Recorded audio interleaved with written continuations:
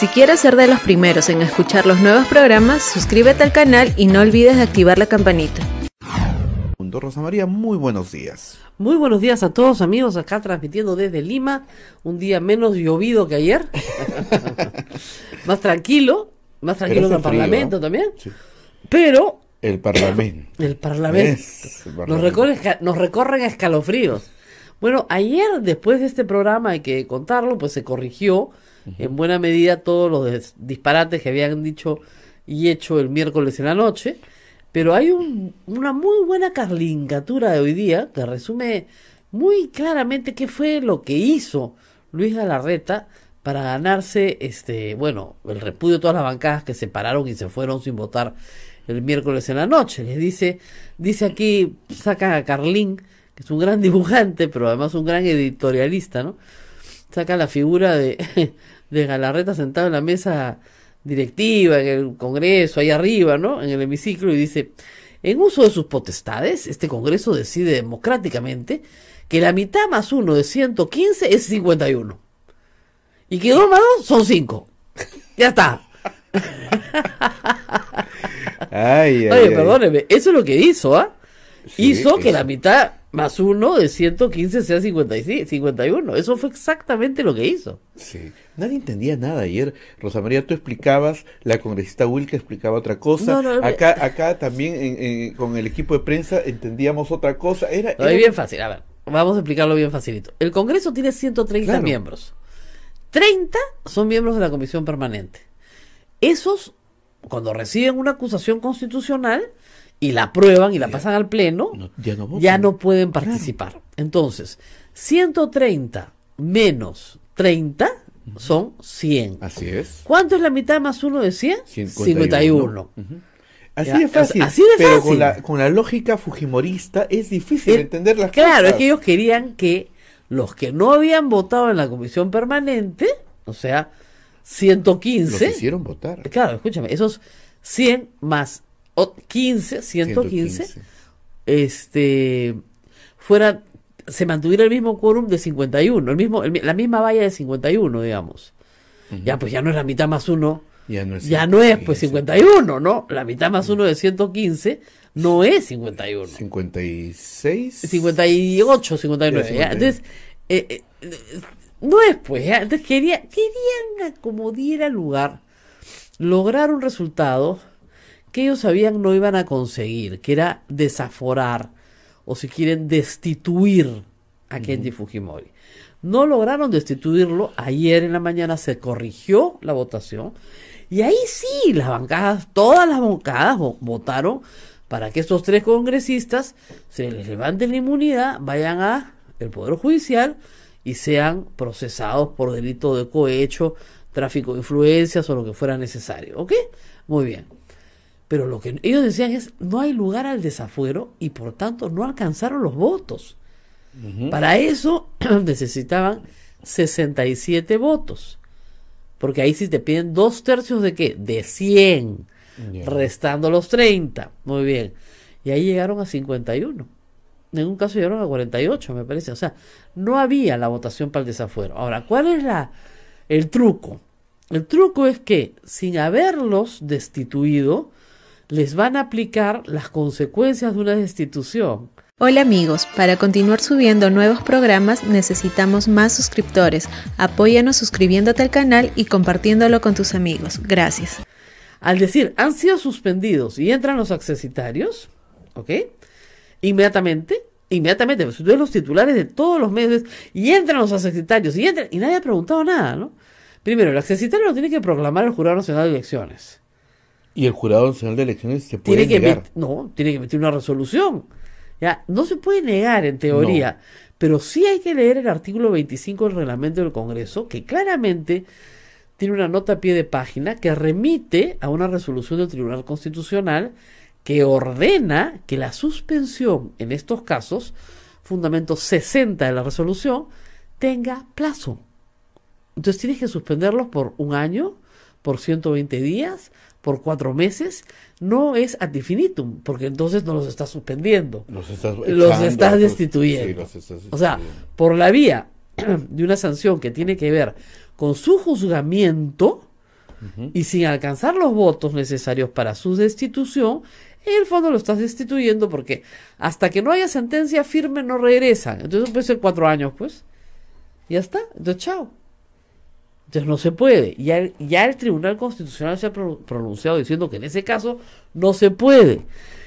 Y poniendo como referencia que por sanción disciplinaria son 120 días de suspensión, por sanción administrativa disciplinaria, y que el Congreso tiene que establecer un plazo, y que tiene que legislar, además, que no lo ha hecho, pero en todo caso tiene que establecer un plazo. No se ha hecho, entonces por lo tanto, el señor Fujimori y sus amigos hoy día deben estar poniendo una acción de amparo con una medida cautelar, para que los accesitarios no ocupen sus lugares hasta que el Congreso no establezca un plazo por el cual van a ser ocupados sus lugares. Pero es ilógico, pues, llamar a alguien que cuando todavía no se sabe si es seguro que se queden por 1 mes, 2 meses, 3 meses, ¿no? Claro, no hay congresistas interinos. Eso. Así como no hay ministros interinos, no hay congresistas interinos. Pero en este caso, reitero, no se ha votado por la destitución, menos por la inhabilitación, sino por una suspensión que va acompañada para el antejuicio político. Y esa suspensión, de acuerdo al Tribunal Constitucional, no es para siempre, porque estarías consiguiendo por una vía indebida los efectos que no te ha dado la otra. Eso es así sencillito, ¿eh? Nada complicado. Es sencillo, según la norma, según la ley, según lo que se dice. Pero ahora cuando vienen las interpretaciones bueno, de si este ellos... señor dice que la mitad más 1 de 115 es 51, ya pues, o sea, no nos entendemos, pues. No se entiende nadie. Y lo terrible es que ayer pidió disculpas y dijo que democráticamente reconocía su error y todo el mundo lo aplaudió. Y como dice Augusto Álvarez, le sacamos muy gracioso y dice, ¿cuál democráticamente? Eso no es un error democrático, es un error de ignorancia, absoluta ignorancia, o una conducta descontrolada, que es la que hubo el miércoles en la noche, porque sentían que iban a perder una votación que Keiko Fujimori había ordenado tuviera determinados resultados. Ella quería a su hermano, fuera de la cárcel. Va 1-0, ¿no es cierto? Ahora falta meter a su papá fuera de la cárcel. Le había dicho, bueno, el Congreso para Kenji es una cárcel. Fuera del Congreso, ahora falta meter a su papá a la cárcel. Hasta esta hora no tenemos ninguna noticia del resultado de la resolución de la Corte Interamericana. Sabemos que hay resolución, no sabemos cuál es su resultado, porque aún no ha sido notificada. Ojalá fuera notificada el día de hoy. Ojalá, para poder tener... Ahora, yo creo que van a tomarse medidas muy rápidamente, porque si sale la medida, Alberto Fujimori tiene que ser nuevamente conducido a la DIROES. Algunos preparativos deben estar haciendo, ¿o no? Complicado, ¿no? Pero en fin, tenemos acá hay hoy día una columna de Augusto Álvarez muy interesante sobre si todo esto que está haciendo el fujimorismo de Keiko Fujimori le conviene a Keiko Fujimori o no. ¿Le conviene o no? No lo sabemos, porque la verdad es que a simple vista parece que no le conviene. La idea en el Perú es que Keiko Fujimori perdió las elecciones por los errores que cometió, y sobre todo en el tramo final de las elecciones. La idea en la cúpula de Fuerza Popular es que Keiko Fujimori no perdió las elecciones. Nos lo dijo Kenji acá. Se las robaron porque repiten cosas que son disparates, pero lo repiten todo el tiempo, ¿no? Que la policía no pudo salir a votar, ni los militares, como si todos los policías fueran a votar por ella y todos los militares fueran a votar por ella y no por Kuczynski. Y 2, los que no salieron a votar fueron contingentes pequeñísimos, no suman pues los 40.000 ni siquiera de diferencia de la votación. Entonces es un disparate, perdió por sus propios errores. Ahora, lo bueno es que mientras no reconozca que perdió por sus propios errores, cometerá los mismos errores en las próximas elecciones. Con lo cual, Kenji debe estar sonriendo ahorita. Y la otra cosa es que mostrarse tan prepotente, con tanta fuerza, digamos, lo que le va a acarrear es finalmente el repudio popular. No va a tener los votos.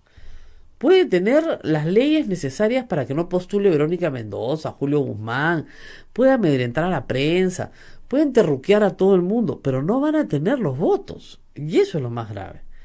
Ahora, ¿qué más tenemos que saber?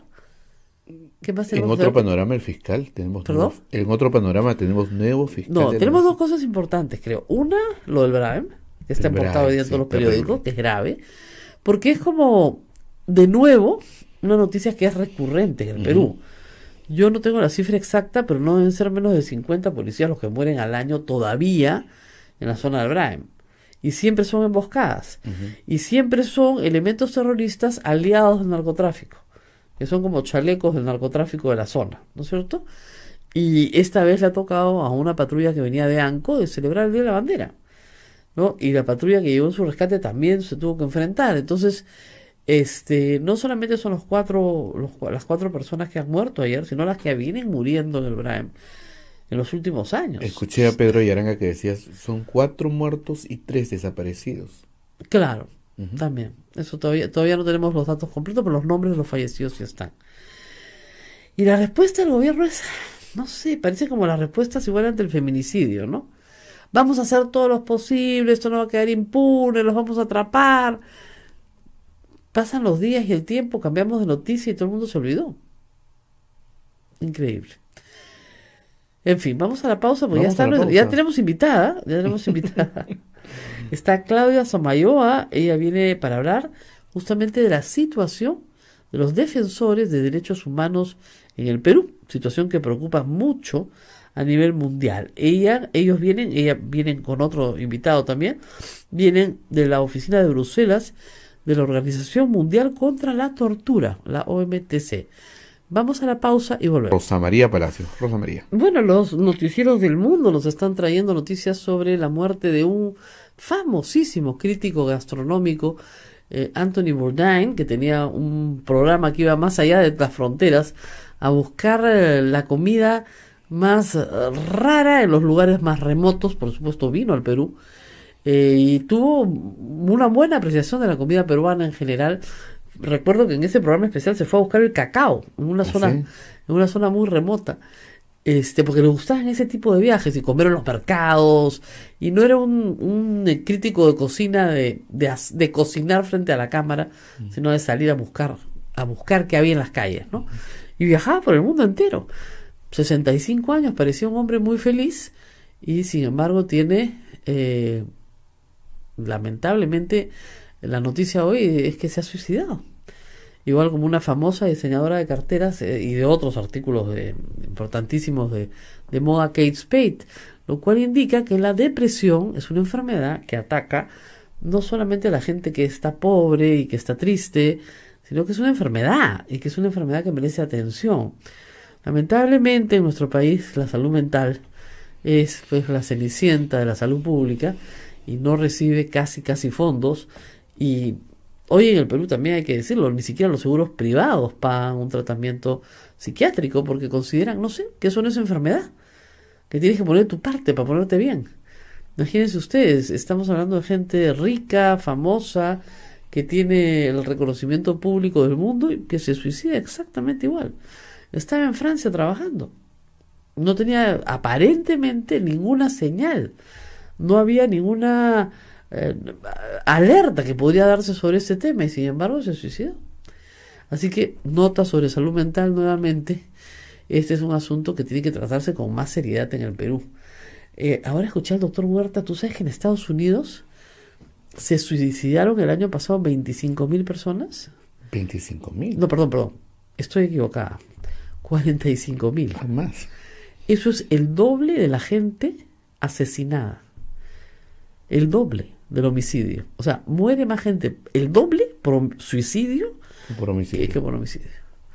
Es un tema gravísimo. Es la soledad, hay muchas cosas ahí en juego, pero también es la falta de tratamiento.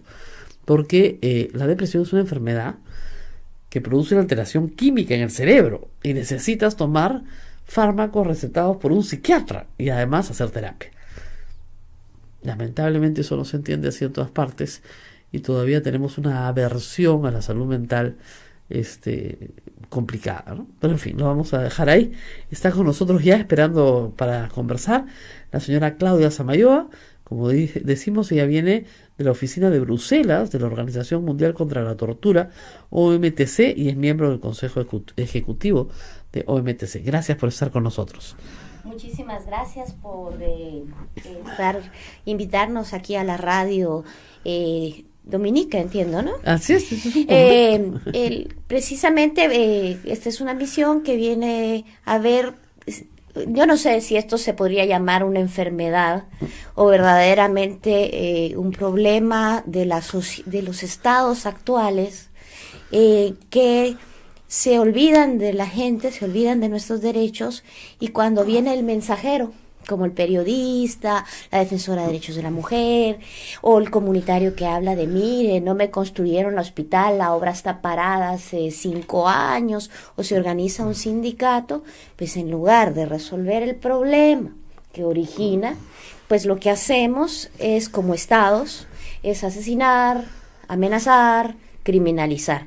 Y en este sentido, para la Organización Mundial contra la Tortura, que trabajamos junto con la Federación Internacional de Derechos Humanos, hemos estado trabajando en el mundo, somos unas redes de organizaciones para visibilizar y acompañar la situación de defensores, porque en muchas situaciones colindan incluso con la tortura psicológica, pero también tenemos torturados, desaparecidos y asesinados. Le puedo enseñar mi timeline del Twitter, y eso colinda con la tortura psicológica.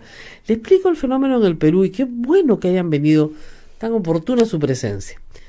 Tenemos una fuerza mayoritaria en el Congreso que considera que son los padres de la pacificación nacional, ¿no es cierto?, que vencieron a Sendero Luminoso. Obviamente el padre ha estado preso por graves violaciones de derechos humanos, o sea que ese tema no les preocupa demasiado. Pero lo que sí les preocupa es que cualquiera que les diga que tienen una actitud, como se ha dicho, contraria a los derechos fundamentales, que no están respetando los derechos de las minorías, son inmediatamente terruqueados. Un verbo que se ha inventado en el Perú. Qué bueno que habla castellano, porque lo va a entender muy bien. En el Perú, el terruco era el terrorista, ¿no? El terrorista, vulgarmente, en las calles se le conocía como terruco. Entonces, si tú hoy, desde el ambiente más democrático posible, levantas la voz por cualquier norma o por cualquier acto de este Parlamento o del Estado en su conjunto que viole derechos fundamentales, eres terruco. O sea, hablar del lugar de la memoria es ser terruco. Hablar de los derechos humanos en general es ser terruco. Entonces yo te terruqueo, tú me terruqueas y todos nos terruqueamos. Y es un discurso del odio. Exactamente. Y el discurso del odio lleva una apología del delito, y así después tenemos que lamentar consecuencias más fuertes en los periodistas, el número de muertos en los últimos años sube de los 17, en el caso de los sindicatos de 12, y eso es lo que no podemos aceptar. Es una cosa increíble cuando uno viene, yo soy guatemalteca, y vivo y trabajo desde Guatemala, y te decir, o sea, nosotros nos dicen comunistas y todavía el problema es una acá lucha anticomunista. Caviar, terruca, roja, rojete. Tienen que ir a hablar con el congresista Tubino de todas maneras y con el congresista Donaire, que les va a decir eso. Y ustedes van a poder tomar nota cuando les diga rojete, ustedes vienen de los caviares, ustedes van a tomar nota claramente para que puedan hacer un buen informe. Porque ese es su lenguaje, ese es el lenguaje día a día. Entonces, nosotros desde este lado del periodismo recibimos eso todo el tiempo, ya estamos acostumbrados. Y el problema es que no se debe de estar acostumbrado. Y uno de los problemas es que los países deben de desarrollar políticas que protejan, y entre ellas, a mí me parece increíble que tengamos periodistas acusados por difamación. Muchísimo. Eso es contrario a los principios internacionales. O sea, no puede acusarse ni a un periodista ni a alguien que esté emitiendo la opinión por difamación, por observar. O sea, en el Perú la Constitución dice que no hay delito de opinión. Lo dice la Constitución. Bueno, vaya usted a preguntarle a los que denuncian, ¿no? Pero felizmente, en ese sentido habría que decir que sí, los jueces han sido, en la mayoría de los casos, no en todo, pero sí en la mayoría de los casos, menos afines a imponer sanciones. Nosotros hemos tenido delincuentes acá, de mafias organizadas, el caso de Orellana, que a lo único que se dedicaban era a poner denuncias de difamación contra periodistas para que no investigaran su caso. Una y otra vez. Entonces tenían 17 periodistas denunciados por difamación. Claro, y el problema no es, o sea, entendemos que un juez puede entender el remedio, Claro. pero mientras tanto la fiscalía mueve y los periodistas están con la incertidumbre. Y la incertidumbre junto con el discurso del odio puede ser acabar con las personas, y precisamente es poco conocido internacionalmente. Esta situación que usted describe, la situación de que cualquier protesta de mujeres o de LGTBI termine en una represión brutal, y pues parte de lo que venimos a hacer es conocer la opinión de los funcionarios, que nos digan. Va a escuchar una palabra mucho estos días. Eso los terruquean. Los va a escuchar mucho. Es un verbo creado en los últimos, no le digo, 12 meses, 18 meses en este gobierno. Porque cada vez que alguien dice algo que no le gusta a algún congresista del fujimorismo, dicen terruco. Ese es terruco. Entonces, perdón, no es terruco. Le pongo un ejemplo sencillísimo. Tenemos un congresista de la República que fue general del ejército, de un ejército que lamentablemente en algunos momentos y en algunos lugares violó derechos humanos de manera sistemática, así lo dice el informe de la Comisión de la Verdad. Y este sujeto se disfrazó para ir al lugar de la memoria, y como no hay en los textos del lugar de la memoria nada que sea apología del terrorismo de Sendero Luminoso, absolutamente nada, entonces se le emprendió contra una guía que no era guía, era una señorita que tuvieron que llamar de emergencia porque este sujeto se presentó como víctima de las Fuerzas Armadas en Colombia. Y venía con un amigo que era desplazado del terrorismo. Entonces, como a las víctimas se les da una atención preferencial, le dijeron a esta señorita, que es directora de otro programa, por favor atiéndelo, para que no estén solos. Y durante 2 horas, casi 3, porque fueron 2 horas y media más o menos, se le insistía una y otra vez en que hable mal de los militares, para grabarla, y luego exponerla y decir que era una apologista del terrorismo. La señorita no cayó, pero como no eran temas de su especialidad, a veces dice cosas como si hubo una orden ahí, ahí está, ahí la tenemos. Y todo este material editado, colocado con letras en mayúsculas, para hacerla decir lo que no había dicho. Bueno, le destrozaron la vida, no solamente por eso, sino porque este mismo general en la tarde salió a decir que esta señorita pertenecía a un colectivo LGTB y que seguramente esas ideas eran las que ponían en este lugar. O sea, ahí tienen todos los ingredientes para un casazo, porque ese es el típico caso en que el poder es absolutamente prepotente. ¿Qué hizo la ministra de Cultura? La sacó de su trabajo. La mandó a trabajar al Teatro Nacional, como si eso tuviera algo que ver con su trabajo. Esta señorita, hasta acá con nosotros, es educadora e historiadora del arte, y su especialidad era educación en espacios no convencionales. Y estaba trabajando en la memoria, y estaba como defensora agredida, y la obligación del Estado, comprometido, porque Perú es firmante de la Declaración de Defensores, Perú es firmante de la mayor parte de tratados internacionales, es proteger, particularmente ante funcionarios públicos que agreden al defensor de derechos humanos. El derecho a la memoria y a la justicia es un derecho. Y para eso creamos una comisión de la verdad. Si hay otra historia, otra memoria, pues igual, todo el mundo tiene derecho a su opinión. Claro. Pero lo que no tenemos derecho es a ese discurso del odio. Esperamos poder recoger un informe que nos muestre cómo Perú ha ido deteriorando incluso su estructura legal. Y como yo digo, el problema es que a veces decimos, no, está bien porque es para esos terrucos, claro, mira que aquello, y después cuando sentimos no tenemos garantías.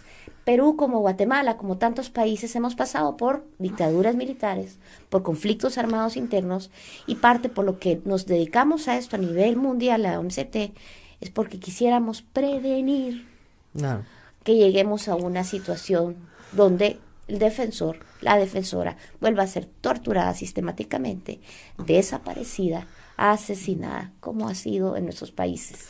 Yo vengo el fin de semana de estar en Ayacucho, así que creo que vale la pena que se den una vuelta por ahí también, porque tenemos un grupo muy importante de mujeres que fueron, sus esposos, sus hijos, secuestrados y desaparecidos entre los años 1980 y el año 2000. Y estas señoras, socias de ANFACEP, crearon un pequeñito museo con sus recuerdos, con sus memorias. Están en Ayacucho. Bueno, han también sido víctimas de el escarnio del congresista Tubino, que es otro congresista, miembro de las Fuerzas Armadas del Perú, Marino, que ha ido a decir que en ese museo se hace apología al terrorismo, porque se muestra claramente en una pequeña representación, con muñecos, por cierto, cómo se torturaba a personas dentro de una instalación militar, cosa de la cual hay abundante documentación y que el mismo ejército reconoce. O sea, no es que no lo reconozcan, lo reconocen. No, y hay sentencias de la corte. Así es, por poner esa representación, y hay apología al terrorismo. No, no hay apología al terrorismo. Ahí no hay ningún terrorista. Ahí hay un miembro de la Fuerza Armada agarrando, digamos, es una representación, ¿no? A punto de golpear a una persona arrodillada, atada contra una pared. Eso es todo lo que hay. Ya, la verdad os hará libres, ¿no? Claro. En este caso, el museo es terrorista, ¿no? Y es básicamente los intentos desde la impunidad, desde el revisionismo, de cambiar la historia. Y ahí es en donde el trabajo de todas y todos, periodistas y cualquier ciudadano de pie, es defender esos derechos. No podemos permitir, no podemos nosotros replicar el revisionismo. Y ese es todo el sentido de ser ellos defensor. Ellos están haciendo un trabajo de negacionismo para que ningún personal de las Fuerzas Armadas vaya a juicio, que han ido poquísimos a juicio. O sea, de las más de 2.000 mujeres violadas en el conflicto armado interno, hay un caso en juicio. Y esas violaciones tienen niños, nacimiento de niños, o sea, no es que no haya pasado nada. Además, hay prueba plena. Igual, hay un caso en juicio. Entonces, tampoco nos puede encontrar que aquí no pasó nada, ¿no? Bueno, vamos a la pausa y regresamos con un diccionario que me está mandando Daniel Valle Basto para nuestra... de todas las palabras claves. ¿No? Terruqueo, terruco, rojimio, rojete. Vamos a la pausa.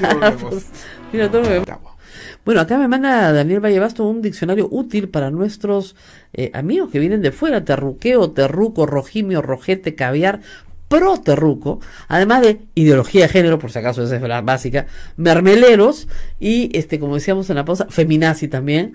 Y hay más feminazi, este es un colectivo y feminazi, yo sé, yo te he visto ahí marchando. Bueno, entonces, claro, ya se desarrolla un paralenguaje que sirve para agredir y para descalificar. Ahora, obviamente, desde el otro lado también tenemos nosotros, o sea, lo de la derecha bruta de achorada. Eso también fue inventado por dos amigos periodistas míos que estaban hartos, porque decían, no es una derecha, es una derecha bruta, porque es muy ignorante, y encima chorada, o sea, viene a pegarte. Entonces, así no se puede, digamos, debatir.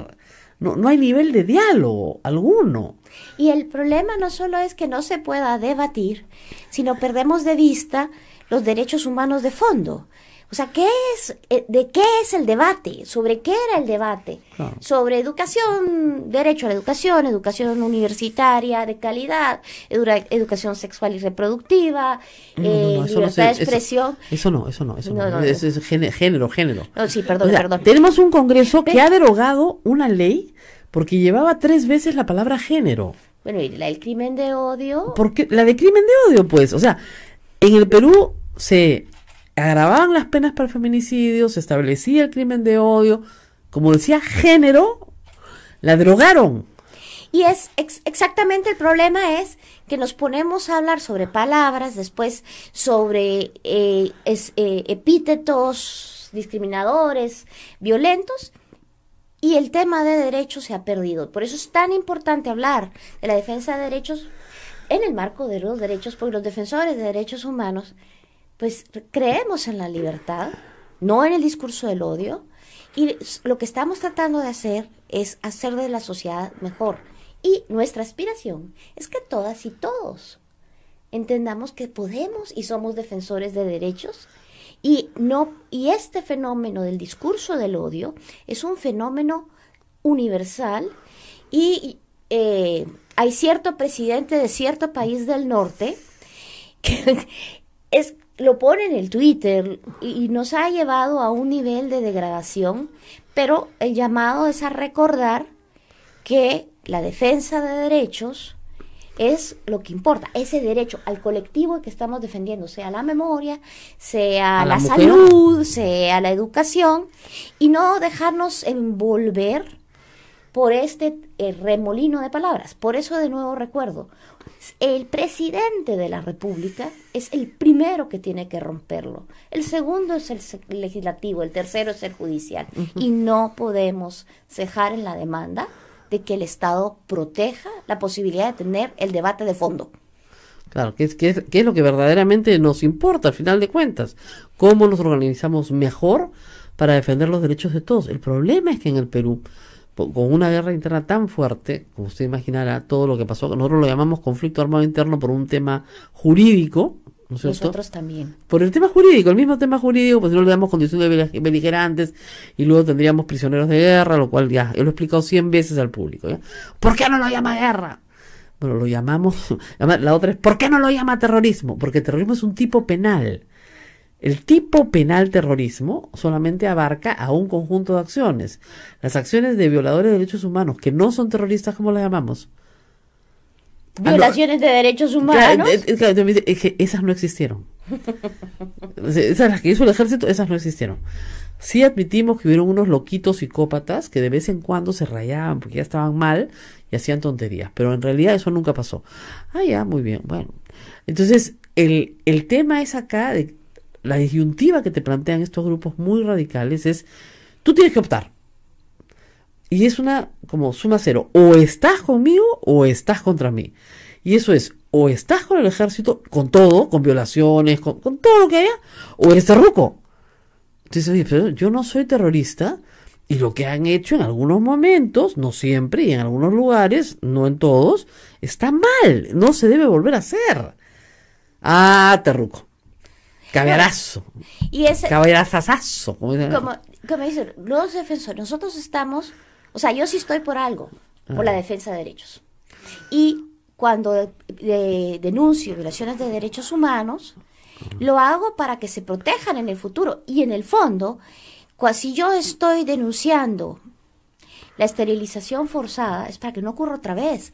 Porque el día de mañana, el grupo que hoy quiere ser revisionista puede ser la víctima. Y eso es lo que no queremos que sea, es que nadie puede ser víctima. Bueno, es una cosa muy interesante, porque siempre a la gente que defiende derechos humanos en el Perú, ustedes solamente están interesados en los derechos humanos de los terroristas, y no en los derechos humanos de los policías que combatieron y los militares que combatieron el terrorismo. Y eso es absolutamente falso. Y la otra cosa que me ha pasado a mí, a veces en radio, en llamadas muy divertidas, ha sido, pero porque usted defiende los derechos humanos. Bueno, no sé, yo defiendo los míos. ¿Usted no quiere tenerlos? Entonces quedamos, si usted quiere me avisa y hablamos con el Estado para que le quite el derecho de pensamiento, la libertad de opinión, la libertad de creencia, la libertad de conciencia, la libertad de asociación. Usted ha decidido reducir su existencia a una existencia sin ninguna libertad. Entonces, no, pues yo también tengo mis derechos. Ya, pues, entonces, si usted tiene sus derechos, todos los peruanos tenemos derechos y todos los ciudadanos del mundo tenemos derechos. Y los mismos derechos. Y eso es lo más curioso, los mismos derechos. Eso es lo que la gente no entiende. Hay derechos que son universales. Así se llama, la Declaración Universal de Derechos del Hombre. ¿Por qué es universal? Porque por tu condición de ser humano los tienes. Punto. Yo siempre les digo, miren, hablemos de un derecho que nunca se nos ocurre que tenemos, que es la libertad de creencia. Por ejemplo. Pensemos que nacemos en China. En China está proscrita la religión católica. ¿Tendría usted derecho de creencia, libertad de creencia? Entonces, siempre tenemos que pensar que lo que damos por garantizado es porque han habido defensores antes y para concluir ya, porque imagino, a las mujeres nos llaman bruja y ahora eso ya es lo menos que nos pueden llamar, dado todo lo que nos dicen. Pero recordando, ¿quién eran las brujas? Las brujas que se decidió matar en la Inquisición eran libres pensadoras que usaban el conocimiento científico de la época, de la experiencia, para curar. Eso era lo que eran. Defensoras de derechos humanos. Por lo que ese estigma que se monta no viene de ahora. Claro. Tiene centurias. Y no es un asunto del siglo XX. Es asunto de humanidad. desde que hemos existido, el ser humano, buscar ser mejores. Y lo que sucede es que efectivamente en el siglo XX hay un nacimiento o un renacimiento de la búsqueda de libertades, sobre todo en el campo para las mujeres. O sea, el siglo XX es el siglo XX en que logramos el voto, en que se logra el divorcio en casi toda Latinoamérica, en que el Estado se vuelve laico, en que la ley se seculariza. O sea, hay un montón. Y el siglo XXI donde todas las mujeres tienen derecho a la tierra, porque hasta ahora en algunos lugares las mujeres no tienen, sobre todo en comunidades indígenas. Ha sido difícil en muchos espacios que la mujer tenga derecho a la tierra o a la herencia. O que asista a la asamblea a decidir. Fíjese. Asiste el varón, pero no ella. O sea, a ella le piden que trabaje, sí, pero no asiste a tomar decisiones. Y nos pasa a nosotros, o sea, estamos todos muy impresionados por el Congreso en Colombia con tantas mujeres. El gabinete en España. El gabinete en España. Pero revisemos, realmente en Latinoamérica sí hemos tenido presidentas mujeres, pero todavía nos falta, porque por ser mujer, no, por ellos tenemos una visión distinta del poder. Así es. Y la Iglesia y el Papa Francisco se ha señalado, es la misma Iglesia, necesita recoger más ese liderazgo femenino. Tanto porque tengo a Santa Rosa de Lima aquí. que era un liderazgo femenino. Además, tú sabes que es una cosa curiosa, está enterrada acá. Ajá. Acá mismo, al lado. Hombre, pues. Se está enterrado acá San Martín de Porres y Santa Rosa de Lima, pero esto es un convento tan importante. Claro, lo que Santa Rosa hacía para su época era muy raro. Claro. Ella no quiso ir a un convento. Así es. Quiso vestir el hábito, pero en su casa. Y dieron permiso. O sea, eso era raro. Algunos estudiosos de su vida dicen que para su época fue una mujer, me decía, las feministas todavía no la han revalorado, porque fue una mujer que estableció sus acá tengo una feminista. Sí, yo entiendo, pero sí, no que se quería ver la risa. No la han revalorado porque siempre se ha visto su vida mística, ¿no? Pero hay un extremo de su vida práctica en el cual hizo exactamente lo que quiso, que era muy raro en la colonia. Tú no sabes lo que querías. O te casabas o te ibas al convento, no hay discusión. El punto es, la defensa de derechos humanos tiene sus distintas épocas y vale la pena que lo hagamos todas porque lo hacemos para el futuro. Claro. Y lo hago por el otro. Ese mismo otro que me agrede, gracias a mi trabajo, puede agredirme. Ah, sí, no. Eso fue lo más curioso, ¿tú sabes? Nunca se resolvió el asunto, pero las congresistas Marta Chávez y Luz Salgado presentaron su caso a la Comisión Interamericana de Derechos Humanos. Después de haber hablado pestes del Sistema Interamericano de Derechos Humanos, presentaron sus casos. Hasta ahora no se resuelven, ¿eh? Pero después lo que pasa es que por sustracción de la materia, es decir, las cosas terminaron resolviéndose favorablemente para ellas. Pero muy bien, ha sido un gusto tenerla acá. ¿Termina la misión esta semana ya? Sí, terminamos esta semana y esperamos, emitir informe en septiembre y venirlo a presentar. Así es que nos gustará mucho si podemos regresar aquí a la radio para compartir con Radio Escuchas los hallazgos y las recomendaciones. Los oyentes nos recuerdan, Rosa María, que el congresista Tubino ha llamado Terruco al nuevo cardenal. Ah, sí, el nuevo cardenal también. Lo ha llamado Terruco. Autor mediato de disturbios en el centro de Lima. Sí, nos enteramos. Gracioso. ¿Qué te va a quedar? Pues, ¿cómo va a ser un cardenal, pues, autor mediato de disturbios en el centro de Lima, no? En fin. Esperamos que la fiscalía cierre de oficio la denuncia. No, ni siquiera puede denunciar. La fiscalía ni siquiera puede denunciar. O sea, todo es un disparate. ¿Cómo vas el cardenal está en Huancayo? O sea, no hay ni pie ni cabeza. Lo único que dijo el cardenal, que tenía toda la razón, es que el Congreso está de espaldas al pueblo. Y creo que para nadie ha sido una sorpresa. Ahora, claro, lo dijo el día posterior al que habían condecorado al otro cardenal que tenemos en el Perú. Entonces, claro, le dio mucha cólera en el Congreso. Pero es que la verdad es que el Congreso está de espaldas al pueblo. No, usted sale con un micrófono y pregunta en la calle y encontrará que la respuesta es más o menos unánime, ¿no? O sea, que no dijo nada subversivo, digamos, ¿no? No, como han habido disturbios en el centro de Lima, por su culpa, autor mediato. Bueno, nos tenemos que despedir. Viene Daniel Llovera ya. No, viene Víctor Huaraca, ojalá que... nuestro otro invitado. Sí. Ya. Así que, bueno, y los troles están trabajando, Rosa María. Sí, los troles están trabajando. Hablando de de Es que los como terrucos. Lo que pasa es que como yo he limpiado tanto, ya, he bloqueado tanto, cada vez que entra uno lo bloqueo. A ver, ¿qué dicen los troles? Porque tú lo bloqueas. A ver, dice, ¿cómo los peruanos pagan a esta? Y eso es un término que no lo voy a decir, para que hable estupideces. No se da cuenta que trata de confundir a los más ignorantes del Perú. Cállate, Rosa María. Cállate, Rosa María. Mira, los peruanos no me pagan. Y tienes el derecho a no callarte. Así es. Y las personas tienen el derecho de saber y escuchar Y opiniones. si no les gusta, pueden cambiar de Un montón de radio. radios. Esta es una radio pastoral, humilde, en una esquinita del centro de Lima que no molesta a nadie. Estamos dentro de un convento. ¿Qué pueden hacer contra un convento? A ver. Esa es nuestra fuerza. Esa es nuestra fuerza. Bueno, nos vamos despidiendo. Muchas gracias por estar con nosotros. Gracias. Muchas gracias a ustedes. El cartel que dice pausa, ya le duele el brazo de cargarlo, pero acá es así. 8:50, vamos a la pausa y volvemos. Comunicación. Rosa María. Bueno, varias cosas cortitas que señalar. Ya habíamos comentado lo del Brahim, que es terrible. Han muerto 4 policías más. Y no tenemos una respuesta muy clara del ministro del Interior, ¿no es cierto? Que se llama... Mauro. Poco. Pero que tenía ¿te acuerdas que tenía un pasado fujimorista? Sí. Interesante. Bueno, en fin. En vez de estar entretenidos haciendo psicosociales, deberían estar dándole apoyo a los policías que están defendiendo al Perú en el Brahim, por favor. Otro asunto grave. Ayer parecía ser, ya, por fin, que se había aprobado el dictamen conjunto de economía y producción para la supervisión de cooperativas de ahorro y crédito bajo la superintendencia de Banco y Seguros. Listo, ya está. Sin embargo, anoche Gino Costa pone esto en el Twitter. Una vez más, en el último minuto, Úrsula Letona destruye acuerdo para aprobar la ley de supervisión de cooperativas de ahorro y crédito por la CBS. Ya saben a quién cobrarle o deberle. Pucha, qué fuerte. Pero por alguna razón se opone Úrsula Letona, pero parece ser por alguna razón, digamos, dirigida, por estar recibiendo órdenes, porque tanto ella como Miki Torres, hace hasta algunos meses, me cuentan, estaban a favor de la supervisión por parte de la CBS. Había un cambio total. Un cambio total. Hay órdenes de otro tipo. Entonces tienen que parar este proyecto a como dé lugar. Bueno, otra cosa importante.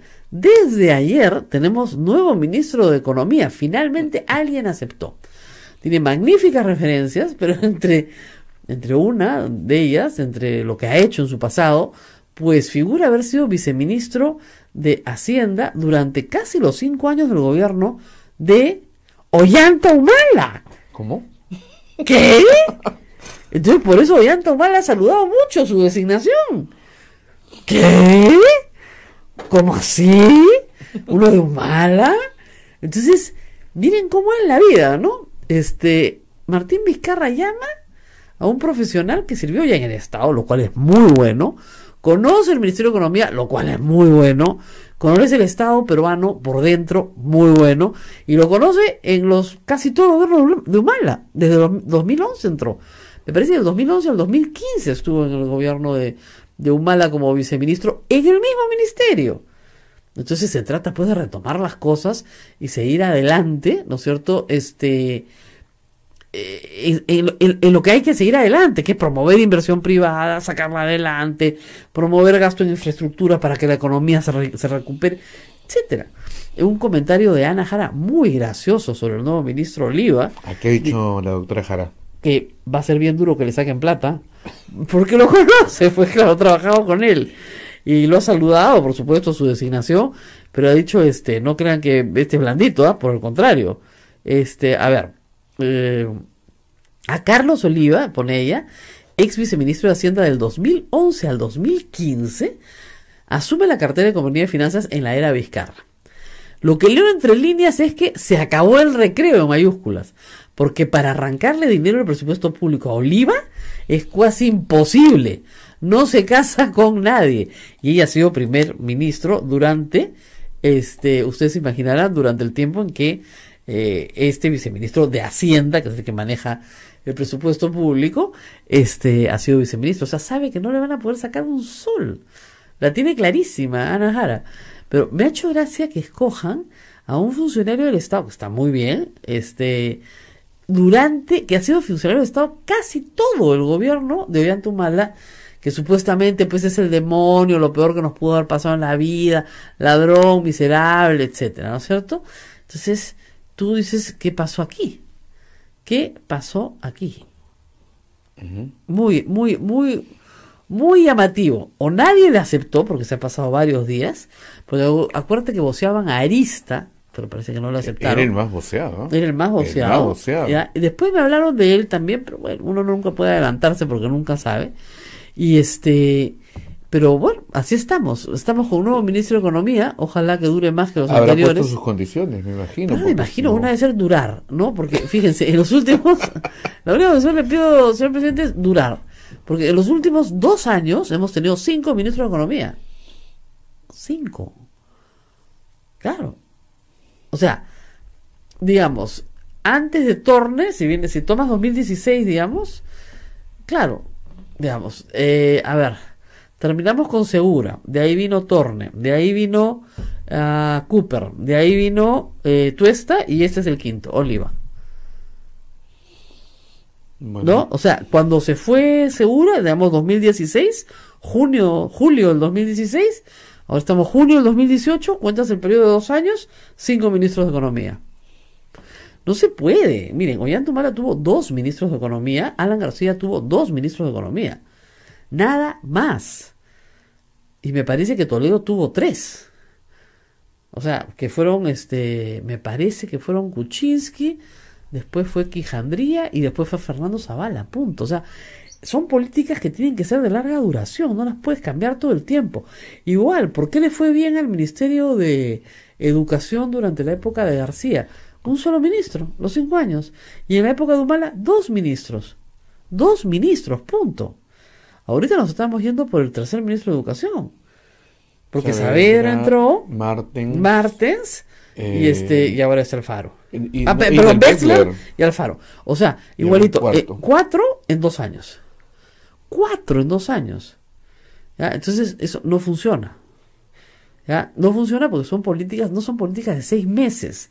Son políticas de 2 años, de 3 años. Son políticas de largo plazo. Me parece que ya llegó la persona que estábamos esperando, que viene por un casito muy corto. Pero lamentablemente no sé si tengamos 3 minutos para explicarlo, porque lamentablemente hoy el programa termina a las 9 en punto por la misa del Señor de la Justicia. Se trata del señor Víctor Guaranga. Él viene por el caso Oquendo, un caso que está ahorita judicializado y que involucra a las autoridades del gobierno regional del Callao. Explíquenos, por favor, señor Guaranga, de qué se trata este caso y qué es lo que está en juego. Buenos días. Muy agradecido y disculpen la tardanza por el tráfico. El caso Oquendo es el sumum de la vileza que ocurre en el Callao, que es peor de todo lo que ocurre en el Perú. El caso Oquendo, Félix Moreno le vende un terreno subvaluado al señor Oscar Peña Aparicio, y para apoderarse de este terreno no recurre a Poder Judicial, sino que recurre a la banda del Cholo Jacinto y a todo el Departamento de Homicidios del Callao, y nos despoja del terreno, secuestrando a 28 personas. Muy bien. Este terreno que está dentro del Fondo Oquendo, ¿era de propiedad de quién? Era de propiedad del gobierno regional, pero desde hace 70 años estaba en posesión de los agricultores de Oquendo, beneficiarios por reforma agraria y que tramitaban su derecho de propiedad a través del proceso del Programa Especial de Tierras y COFOPRI. Muy bien, entonces hay una controversia sobre la propiedad. Esa es una parte. Entonces él la vende a un tercero y el tercero utiliza matones, etcétera, y saca a la gente del sitio. Así es, pero para esto, al sacar a los matones, yo voy a denunciar el asunto, a interceder por mi personal, y como ven que soy muy cargoso, ¿no? Entonces deciden en el momento denunciarme por extorsión a mí y a mis vigilantes. No, los jueces y fiscales, sin ninguna prueba, nos abren proceso de extorsión y nos procesan durante 3 años. Pero como demostré que éramos los posesionarios, en trámite de propiedad, archivan el caso judicialmente. Yo denuncio a los policías y el Tribunal de Disciplina Policial, después de 2 años, sanciona a todo el Departamento de Homicidios pasándolo a disponibilidad. Y por otro lado, la denuncia contra Félix Moreno y contra el comprador Oscar Peña Aparicio prosigue después de una serie de peripecias fiscales donde se archivan, donde no levantan el secreto bancario ni de las comunicaciones de Félix Moreno. El fiscal que tenía el caso quería salvarlo a todas formas a Félix Moreno, pero ante la prueba y ante mi pesadez, digamos, de seguir presionando, logra denunciarlo solamente por negociación incompatible y no por colusión agravada. O sea, ¿ya prescribió? Está en este momento, esto fue en el año 2012, está ya en trámite y hoy día se va a seguir viendo el caso, pero lo liberan por colusión, ¿no? Claro. Entonces, a ese fiscal se le denunció... ¿Cuánto vale el terreno? El terreno, en el momento en que nos lo quitan, valía aproximadamente $300, un poquito más. Porque metro cuadrado. Metro cuadrado. ¿Cuántos metros cuadrados tiene? El total del mercado de Oquendo son 70.000, míos serán 3.000 nada más, ya. Porque otras 5 familias de agricultores tenían los 67.000 restantes. O sea, que eran 70.000 metros, 7 hectáreas. 7 hectáreas. 7 sí. hectáreas, muy bien. 7 hectáreas que eran de ustedes, que estaban siendo cultivadas en ese momento. Cultivadas todos. Todo claro. cultivado, muy bien. ¿Y se lo vende a este señor a qué precio? A 4 millones de soles. ¿De soles? Perdón, de dólares. 4 de millones de dólares. dólares. Ya, ¿y usted? Era 21, entre 21 y 28 millones de dólares el precio. Versus 4. Así es. Ya, muy bien, subvaluado completamente, pero ya como está ocupado, te lo castigo porque obviamente tengo que castigarlo porque ocupado no lo puedo vender con... Pero ya todo eso fue amañado, pues, ¿no? Toda Claro. esa circunstancia. Porque a este señor, Oscar Peña Aparicio, Félix Moreno, también como gobernador, le vende otro terreno de Pachacute, el Parque Zonal de Pachacute, también a precio subvaluado. Y quien hace las tasaciones es un señor José Casado Pinedo. Hace las tasaciones en ambos lados y utiliza una empresa que tiene las mismas siglas, CONATA, que es la institución la oficial. La oficial, y todo era para engañar. Ese es el estilo, ¿no? Y la forma específicamente como encubren a Chimpún Callao, a los funcionarios de Chimpún Callao, los fiscales del Callao, es que no levantaron el secreto bancario ni las comunicaciones de Félix Moreno intencionalmente para aminorar la pena. Nos tenemos que ir. ¿Dónde se está viendo el caso hoy día? En el Callao, en la nueva sede entre Colonial con Santa Rosa, y voy a ir a declarar ahí. Moreno utiliza una portátil de 100 personas de delincuentes entre hombres y mujeres y agrede a cualquiera que está ahí, ¿no? Muy bien, muchas gracias por haber venido. Qué pena que no haya venido un poquito más temprano, pero de todas maneras hemos escuchado su voz aquí en Radio Santa Rosa. Nosotros tenemos que salir corriendo del aire porque tenemos la misa del Señor de la Justicia. Que sea justicia. Y el lunes les contaremos de la misa del Padre Gutiérrez, que no hemos podido contarles nada hoy día. Muy Nos bien, vemos, cuídate. hasta el lunes. Cuídense mucho.